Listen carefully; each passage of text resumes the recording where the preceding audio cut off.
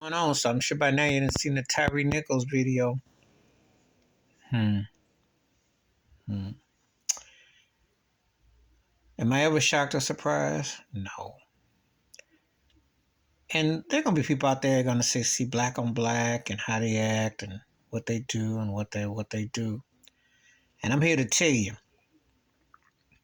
from slavery, Jim Crow, makes no difference who's holding the baton or the gun. They see black and they're going to do what they're gonna do.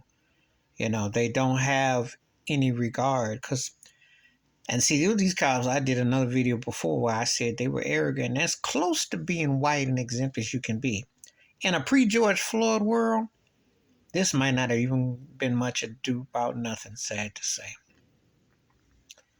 These cops was thugs.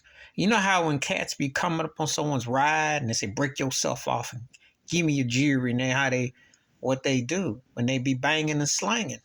This ain't no different. It's just that I guess they was too much of chumps to swing in them streets, so they hid behind them badges. But it's the same mindset. Yeah, it's the same thing. How I know? Because I grew up with cats like that. And some cats wanted to get a job because there's a couple of things.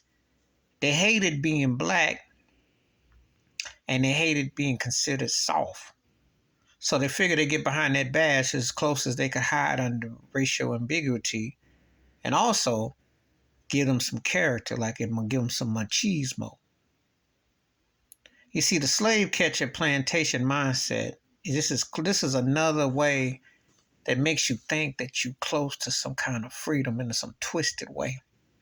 But beating up on somebody black is always fashionable. That's how, when people appear on CNN talking about, I can't believe it and I'm so surprised. What you mean you can't believe it? 30 years ago, Rodney King was getting beat up clubbing. This ain't nothing new. It's just black cops. And the only thing now is that it happened to be in the same city where Dr. King got lynched. That's the sad part these brothers didn't get when they killed his brother. They didn't think about history and they didn't think about ramifications. You know why? Because black life don't matter in America. And I'm going to tell you one thing that would put an end to this a little bit. Anti-black crime bills. Yes, I'm saying it. Anti-black crime bills. The Emmett Till crime bill. Trayvon Martin crime bill, anti-George Floyd, Breonna Taylor, anti-black crime bill. That's the only way that these sellouts and these toms, because they are some toms, this is some coon behavior. That thugging, banging and slinging to take a brother out is straight coonery. Sellouts. Yeah, I see it. You think it's fashionable to attack people who look like you, been through a struggle like you, and you're going to say you're going to rep? Oh, you ain't nothing but a sellout. You're the worst kind of sellout. And you have an anti-black crime bill. This some real time. But see, America with 3Ks is so racist that they don't mind this. They don't mind this. They see black folks getting killed, beat left and right over centuries. I still got video and pictures of Miles Davis when he put Kinda Blue, which was his biggest album, and he got beat up outside and he had to go and perform. And I mentioned that because he talked about what he went through in his book and when he tried to escape to France to get away from the racism. I mean, it goes on through time. So Tyre Nichols' mother, bless her heart, when she comes on and says, forgive those guys. And her son's last words, I want my mother just like George Floyd. Live with that on your soul and your consciousness. But if you want somewhat of a change, you got to have an anti-black crime bill. Like you gave the Asian folks, you got to give it to the black folks. It's long overdue.